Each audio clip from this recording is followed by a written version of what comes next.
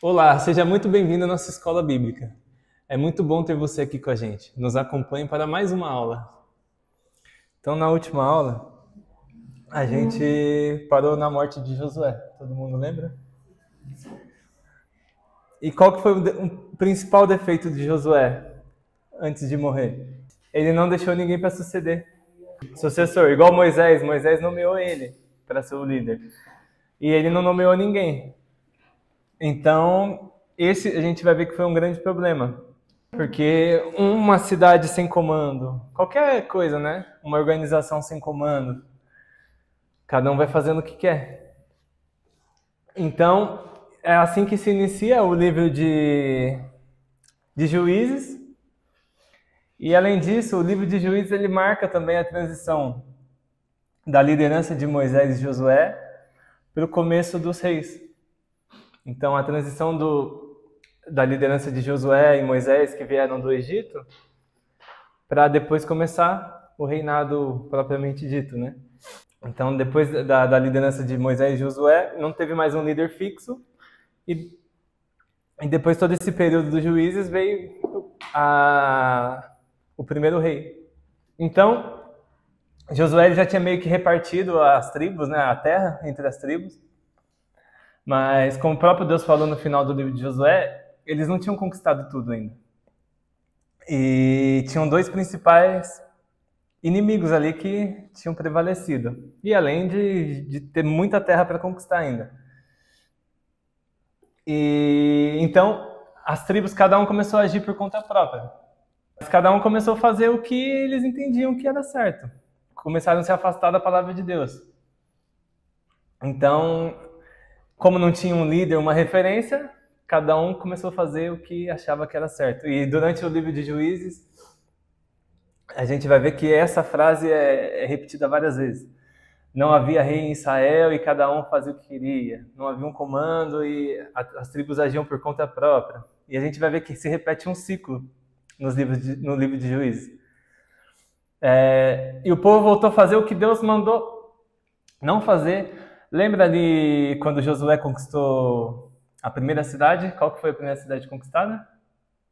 Depois que eles saíram do rio, atravessaram, que tinha as muralhas. Vem com Josué, Jericó. Lembra que aconteceu? O que eles tinham que fazer em Jericó? Que Deus mandou? Não pegar nada, tinha que destruir tudo. Exatamente. E Israel voltou a fazer o que Deus mandou eles não fazerem, que era o quê?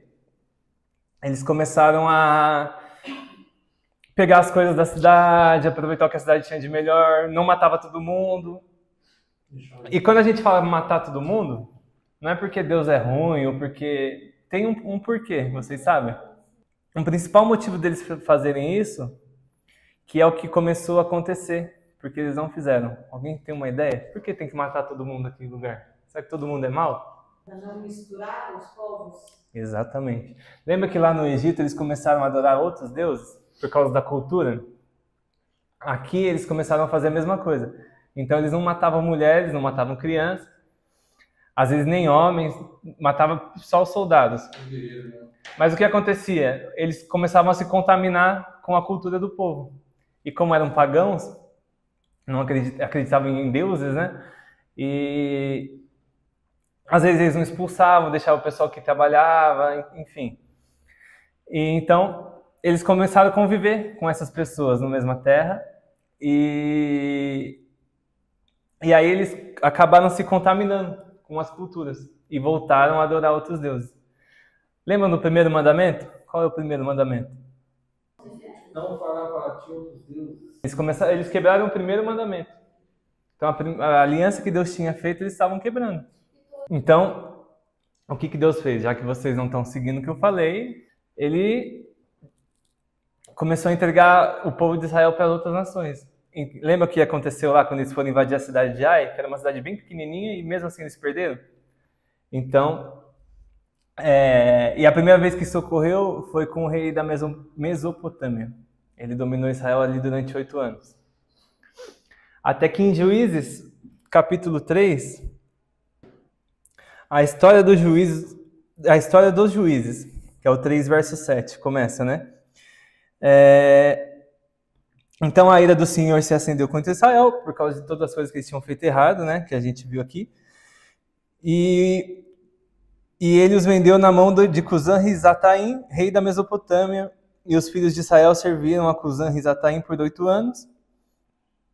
E lá no verso 9 está escrito assim: E o Senhor levantou aos filhos de Israel um libertador, que os libertou.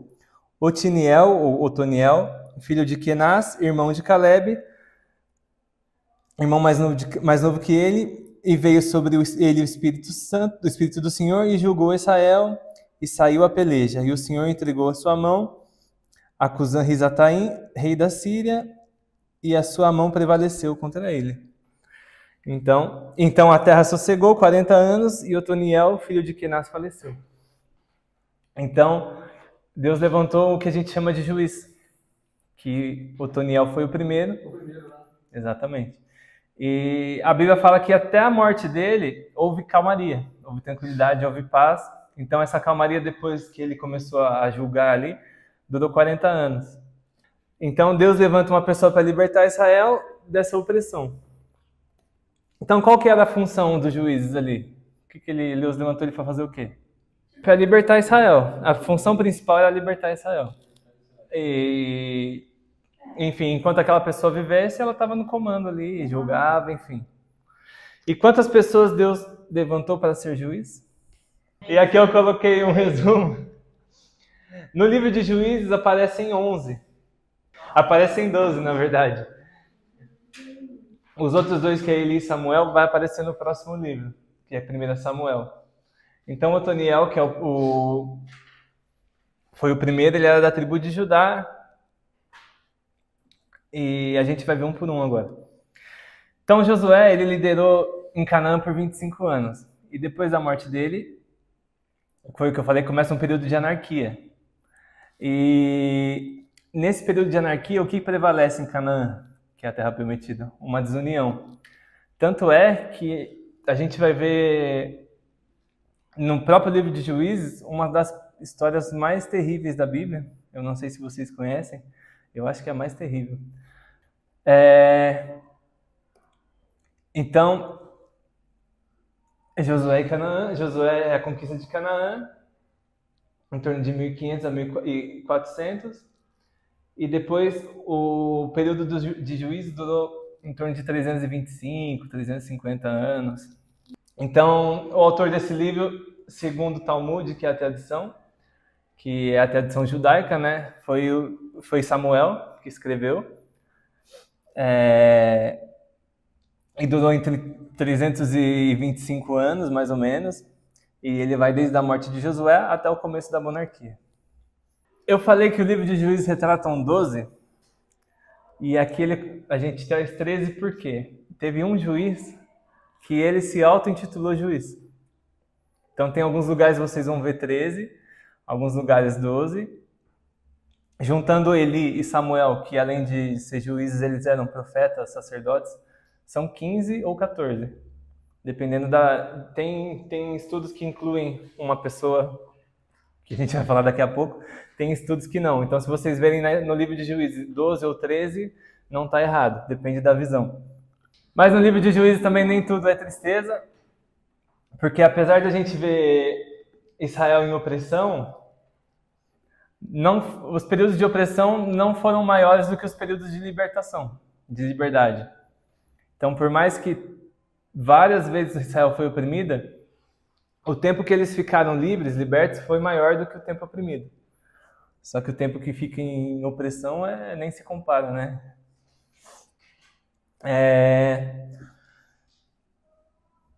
Então, as tribos de Israel também elas são descritas à medida em que elas vão se dispersando, né? Vão se distribuindo ali em torno da terra de Canaã, que é a terra prometida hoje é Israel. E também vai destacar o que nesse livro? Que Israel ele não era um povo tecnológico e nem guerreiro. Por quê? Eles eram escravos no Egito e depois ficaram 40 anos andando no deserto. Não tem como você ser treinado no deserto, não tem como você criar tecnologia no deserto.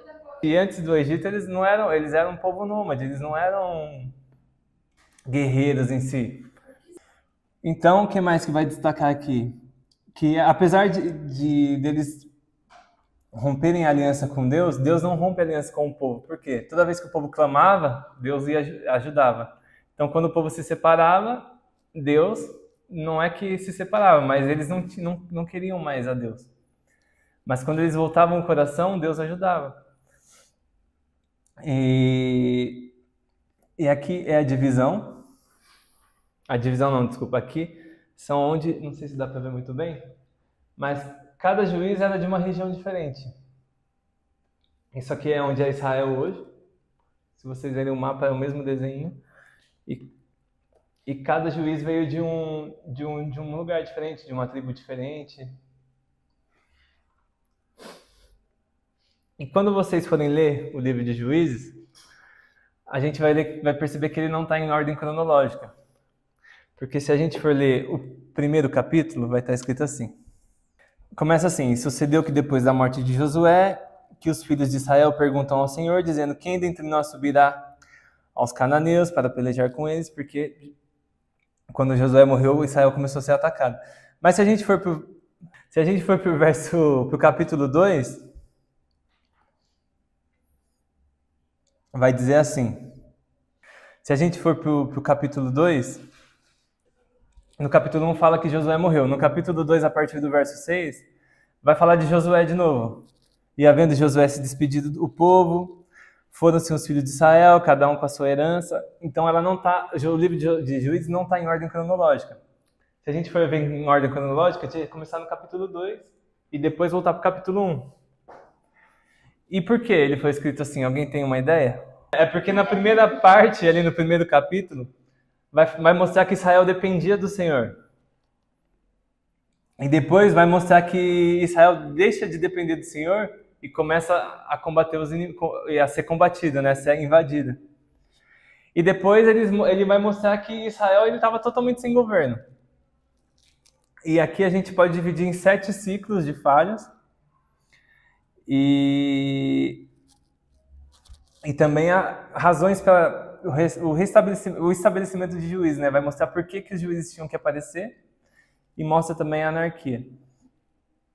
Se a gente vê, são 7 ciclos porque teve invasão pela Mesopotâmia, pelos Moabitas, pelo rei Cícera, pelos Midianitas, teve guerra civil, teve invasão pelos filisteus e amonitas e depois os filisteus de novo. Então, apesar de que tem juiz que é só 2 versos, fala, e tal pessoa foi juiz, igual se a gente vê aqui, Jefté, Ibzan, Elon, é só 2 versos. Foi juiz de tanto a tanto. Foi juiz de tanto a tanto.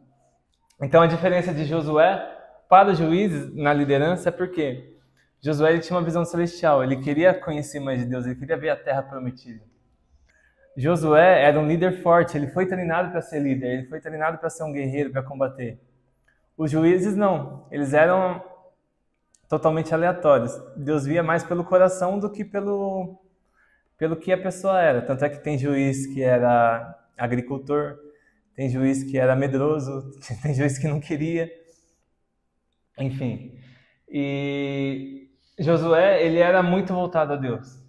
Longe de nós abandonar o Senhor para servirmos outros deuses. Já os juízes, o que acontecia? Eles esqueciam do Senhor e prestavam culto a outros deuses. Então eram 2 opostos. Então, o período de juízo ele é resumido nisso daqui. Eles se afastam de Deus, são punidos, né? São tidos como escravos, se arrependem e Deus levanta alguém para livrar. Deus levanta um juiz. Depois que está tudo bem, tudo tranquilo, o que eles fazem? Se afastam de Deus, são oprimidos. E é quando o juiz morre. Que aquele juiz morre, eles se afastam de Deus de novo, aí são escravos, se tornam escravos, se arrependem. Então, são praticamente 7 ciclos desses. Primeiro juiz, Otoniel. Então, após a morte de Josué, a gente viu ali que o povo se afastou de Deus e eles foram invadidos pelos cananeus, que é a Mesopotâmia, né? O rei da Mesopotâmia. E Deus permitiu que que o rei da Mesopotâmia vencesse, até porque eles estavam afastados. E o que aconteceu? O povo começou a clamar. E Deus levantou Otoniel, que ele era da tribo de Judá, e ele liderou Israel, foi o primeiro líder de Israel depois de Josué, né? E ele acabou libertando o povo do rei da Mesopotâmia. E algumas curiosidades sobre Otoniel é que Otoniel ele é o único juiz ligado à geração de Josué, porque ele era...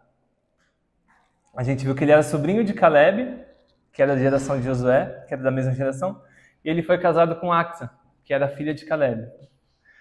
Caleb, para quem não lembra, foi, junto com Josué, foi um dos únicos que viveram no deserto e conseguiram entrar na Terra Prometida. Depois disso veio Eude. Eude, ele surge quando Israel estava sendo atacado pelo rei de Moabe, Eglon. E esse ataque durou 18 anos, essa escravidão. Então, durante 18 anos, Israel foi oprimido. E Eude, a Bíblia descreve ele como um juiz canhoto. Mas por que a Bíblia frisa que ele era canhoto? Ele fica cara a cara com o rei de Eglon. E um dos contos, né, é que ninguém botava muita fé nele. Os canhotos é descrito como pessoas raras. Então, provavelmente, ele tinha alguma coisa ali, ou um defeito, alguma coisa que ninguém dava muito valor para ele. Tanto é que deixaram ele ficar frente a frente com o rei. Só que Eude, ele era muito esperto. Ele já tinha planejado tudo isso. Tanto é que ele escondeu uma faca na sua coxa direita. E a Bíblia relata que uma espada, né, que o rei de Eglon era tão gordo que a espada ficou presa, não saía mais. Então, com um só golpe ele feriu o rei, mas esse fato de ser canhoto é uma pessoa rara. Canhotos não eram comuns, né? Então, provavelmente ele tinha alguma comorbidade ali que ninguém dava muito valor para ele, ninguém dava muita atenção, tanto é que deixaram ele ficar cara a cara com o rei sem segurança nenhuma. Então, e depois disso houve 80 anos de paz. Foi o período mais longo de paz ali entre os juízes, no livro de Juízes, né? Após isso, o próximo juiz é Sangar. Sangar ele é descrito como um homem rústico, um agricultor. E depois que Eude faleceu, quem começou a atacar Israel foram os filisteus. E Sangar provavelmente era um homem muito forte. Ele matou 600 filisteus com uma aguilhada de boi. Então, ele não era guerreiro, ele não tinha força de Sansão, né? Mas ele era muito forte. E ele, com essa aguilhada de bois, ele matou cerca de 600 homens. Sangar ele não era soldado, ele era um agricultor. E ele é engraçado porque o nome Sangar não tem origem israelita. Então, provavelmente, ele era um convertido que vivia ali com o povo. A Bíblia não descreve ele sendo de nenhuma tribo, e esse nome não é um nome comum dos israelitas. Então, provavelmente, ele foi um juiz estrangeiro. A próxima, que tem bastante história dela, é Débora. Alguém já ouviu falar de Débora? Então, Débora, junto com esse rapaz aqui, Baraque, Débora, além de juíza, ela era profetisa e ela foi a única juíza, né, mulher. E, além disso, ela aconselhava o povo, o pessoal ia vir pedir conselho para ela. Ela também julgava processos legais. Então, Débora, junto com Baraque e mais 10 mil soldados israelitas, eles lutaram contra os cananeus. Débora foi uma mulher extraordinária, porque para ser aceita como juíza, naquela época, que era totalmente patriarcal, machista, né?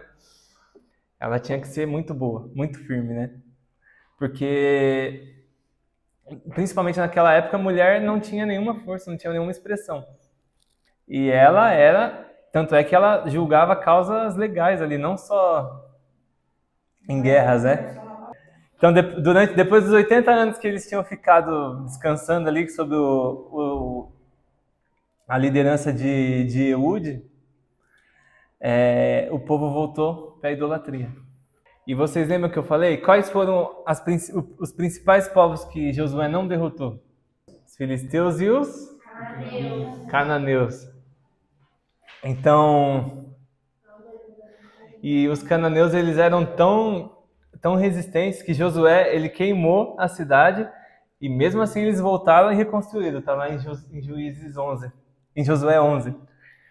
E aqui é uma das coisas que a gente falou. Aqui mostra a tecnologia, porque eles tinham um carro de ferro. Esse carro de ferro hoje seria um tanque de guerra, né? Que a gente, como se fosse... E e os filisteus, a Palestina, são descendentes do povo filisteu, que é Filistina, né? Palestina, Filistina. Então, até hoje tem esse conflito. Então, Débora enviou uma mensagem para Baraque e falou: Baraque, ó, vamos se juntar aí que Deus vai nos dar vitória. E Baraque começou a reunir o povo. Reuniu o povo, conseguiu 10 mil homens. E foi o que a gente comentou. A gente leva em consideração que Israel não tinha armas. Por quê? Vamos ler. Abre para mim 1 Samuel 13. Naquela época não havia nem mesmo um único ferreiro em toda a terra de Israel, pois os filisteus não queriam que os hebreus fizessem espadas e lanças.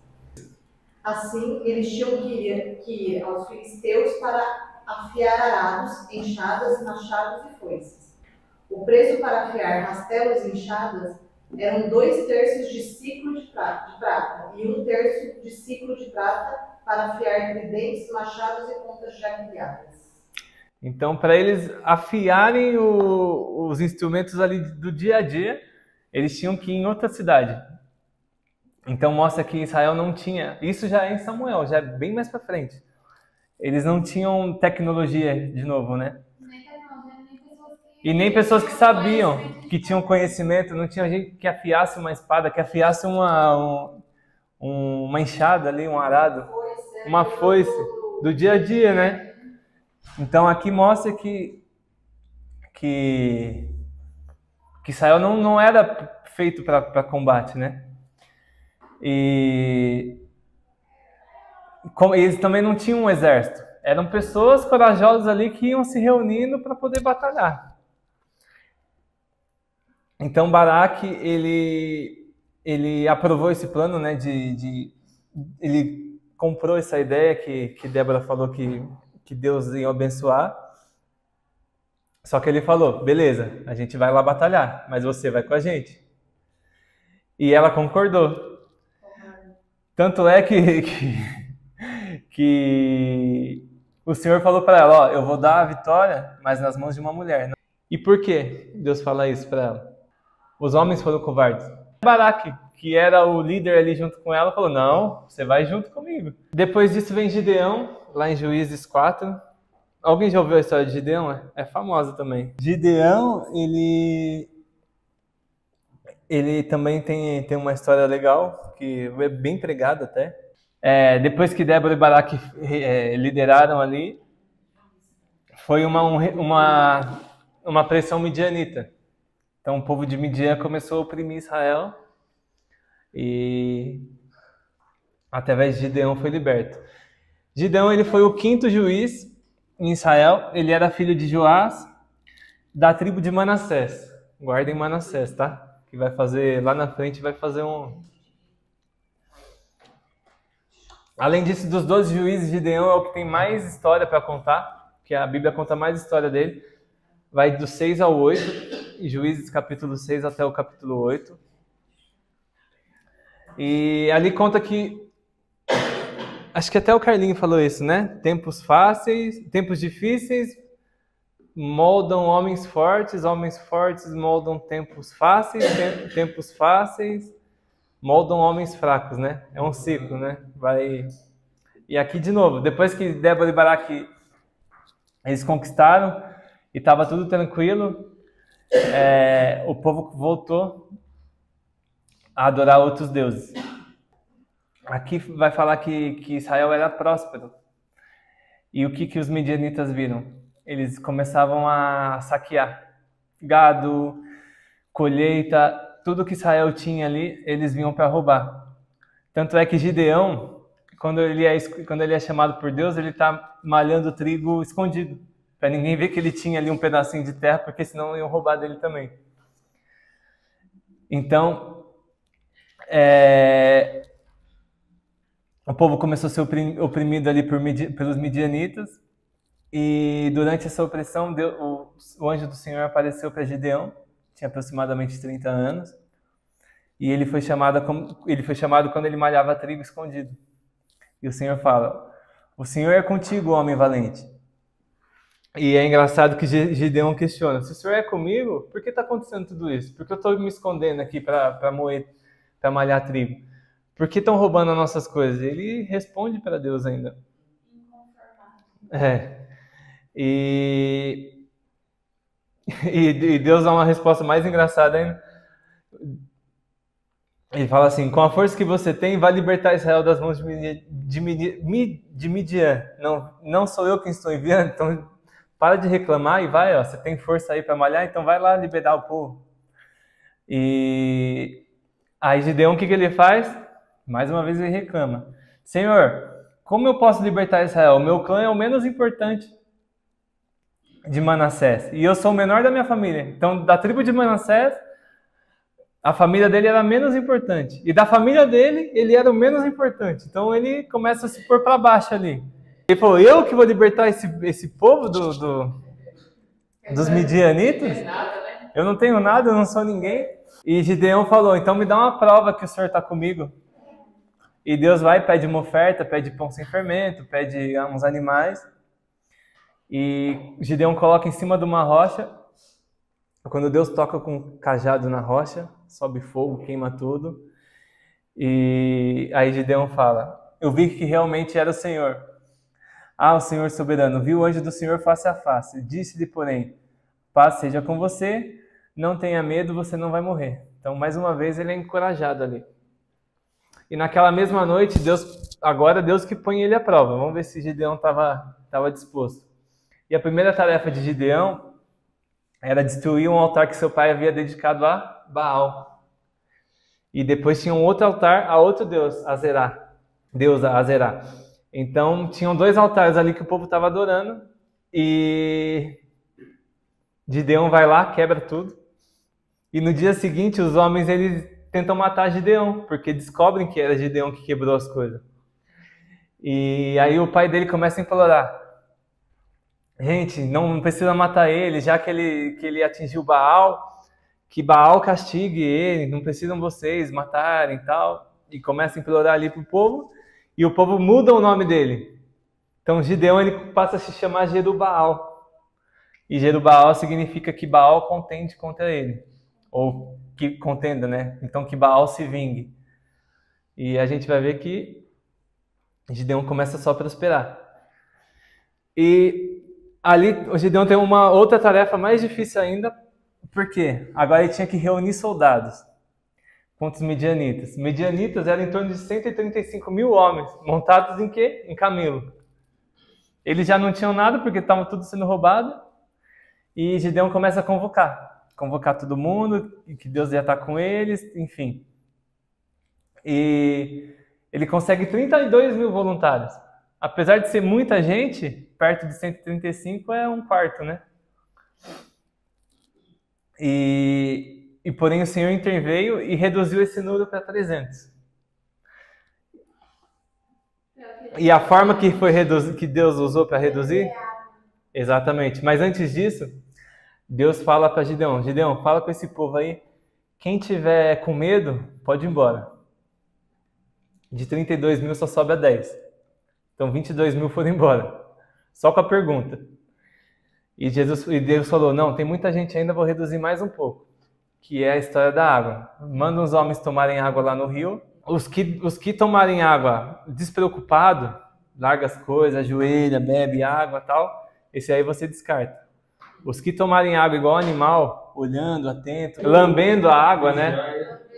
Lambendo a água. E por quê? Deus reduziu. Se com 32 mil já era difícil, com 10 mais difícil, com 300 então. Deus fala assim: você tem gente demais para entregar Midian em suas mãos, a fim de que Israel não se orgulhe contra mim, dizendo que foi sua própria força que o libertou. Porque 300 para ganhar de 135 mil era impossível, né? Imagina, cada um ter que matar 450. Então Deus fala, ó, que vai reduzir porque vocês vão ver que sou eu que estou ganhando, não são vocês. E aí fala da seleção dos soldados, né? Que vocês já sabem, então vamos pular. E aí Gideão, ele monta uma estratégia e ele começou o ataque perto de meia-noite. Por quê? Meia-noite era quando havia a troca da guarda. Então, eles estavam mais vulneráveis. E aí Gideão falou que os homens eles estavam com um cântaro de barro, como se fosse uma jarrinha, né? Esqueci o nome. É uma jarra de barro e com trombeta. E além disso, eles tinham tocha. E o que eles fizeram? Além de botar fogo, quando eles chegavam perto, quando Gideão deu o sinal, cada um começou a quebrar a sua jarra de barro ali. Então foi um barulho forte. E eles estavam espalhados, né? Além disso, eles levantaram as tochas, que provavelmente eles tacaram fogo depois, né? E tocaram a sua trombeta. E o que aconteceu? O pessoal ali, tudo meio desprevenido, no escuro, eles começaram a ficar confusos. Cada um levantou e eles mesmos começaram a atacar uns aos outros. Não sabiam quem era. Eles não sabiam o que estava acontecendo, né? Tava todo mundo meio perdido ali de noite. Então, essa batalha foi tão divina que tem o dia dos Medianitas.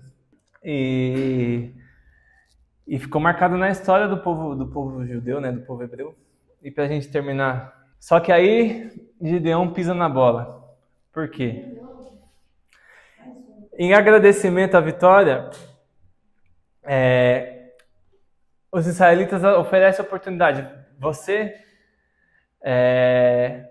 vira nosso rei, nos governe e tal. Só que Gideão falou, não, eu não vou dominar sobre vocês, que Deus domine. Até aí, beleza. Só que ele aceitou brincos de ouro como despojo de batalha. E além disso, o que ele fez? Se ele tivesse só aceitado, era menos pior, né? Ele fez uma estola sacerdotal, uma roupa de sacerdote. Só que de qual tribo que Gideão era, que eu falei para vocês guardarem? Manassés. Por que ele quis uma estola? Quem podia ser sacerdote? Tinha que ser sacerdote era de qual tribo? Da tribo de Levi. Então, por que ele quis fazer uma estola de sacerdote se ele não era sacerdote, se a família dele não podia ser sacerdote? Então, ele fez uma armadilha ali, tanto para ele como para a família dele. Juízes 8, 27 fala que o pessoal a família de Gideão começou a adorar aquela estola. Deus ficou tão bravo que chamou isso de prostituição. Gideão, além disso, ele teve muitas esposas e 70 filhos. E além disso, ele teve um outro filho que chamava Abimeleque. Aí o que Abimeleque fez? Matou os 70 irmãos que ele tinha. Um por um. Menos Jotão, que conseguiu fugir. E vai piorando. E o que Abimeleque fez? Se declarou rei. Por isso que eu falei, lembra que eu falei para vocês que tem gente que fala que são 13, mas na verdade são 12? Porque ele mesmo se declarou. Juízes 9, 22 e 23 vai falar. E ele ficou ali reinando, julgando durante 3 anos, porque tinha gente que aceitava, porque ele era filho do Gideão, que matou os midianitas. Lê pra a gente? Depois que Abimeleque havia governado Israel por 3 anos, Deus enviou o espírito que gerou discórdia entre Abimeleque e os líderes de Siquém, que se rebelaram. Aí começou a guerra civil, para poder tirar ele do reinado. A primeira guerra civil. Mas apesar de tudo isso, Gideão pisou na bola, mas ele é lembrado como uma pessoa direcionada por Deus. Vocês lembram? Gideão, ele estava morrendo de medo, mas mesmo assim ele foi. Falou, não, vou com 300, se Deus está mandando eu ir, eu vou. E Gideão, ele está lá no livro de Hebreus. Ele é testemunhado como um dos heróis da fé. Então, aí tem juízes que não falam muito, igual Tola, Juízes 10, 1 a 2. 2 versos falam de Tola. Tola, ele era da tribo de Sacar, ele ficou por 23 anos, não tem registros de guerra, então provavelmente foi um tempo de paz e estabilidade, né? Ele não guerreou tanto assim. Então, a lição que a gente tira é que ele foi uma liderança discreta, fiel, porque Deus levantou ele. Jair também, Jair, ele é mais famoso. Jair, ele julgou Israel por 22 anos, teve 30 filhos. Cada filho governou uma cidade, ele conquistou ali cerca de 30 cidades. Tanto é que as cidades que ele conquistou se chamam Havot Jair. Havot significa aldeias, então as aldeias de Jair. Também tem Jefté. Jefté, ele libertou os israelitas dos amonitas. Jefté, ele era um improvável porque ele era filho de uma prostituta. E ele foi expulso pelos irmãos. Ele era muito improvável. E liderou Israel contra os amonitas. E ele era uma pessoa boa. Antes de batalhar, ele tentou negociar a paz, mas os amonitas não quiseram. E Jefté, ele tem uma curiosidade, que ele faz um voto com Deus. Ele fala, Senhor, se o Senhor me entregar os amonitas, a primeira pessoa que sair o que sair da minha casa primeiro eu vou sacrificar para o Senhor. E quem sai? A filha dele. Aí também tem Ibizan. Ibizan de Belém também teve 30 filhos e 30 filhas. E ele era muito inteligente, por quê? E Ibizan, ele foi uma espécie de diplomata, por quê? Ele não deixava que os filhos e as filhas dele casassem com as pessoas da mesma tribo. Então, ele fazia alianças, exatamente. Então, ele integrava ali, como tinha família em tudo quanto é lugar, ele estava sossegado. Elon, ele julgou Israel durante 10 anos, também não tem registros de guerras no seu tempo. Elon era da tribo de Zebulon, seu nome significa carvalho, pode se representar também um líder firme, né? Forte, discreto. Abidom, ele é da tribo de Efraim, julgou Israel por 8 anos, teve 40 filhos e 30 netos. Todos montados em jumentos, assim como Jair. O jumento era um sinal de prosperidade, né? Que a família era rica. Ele governava de uma cidade fortificada chamada Piratom. Também não tem tanto registro. E o último que a gente vai ver é Sansão, para a próxima aula. Aproveite e já se inscreve no canal, curta esse vídeo e compartilhe com o máximo de pessoas. Vamos juntos espalhar a palavra de Deus.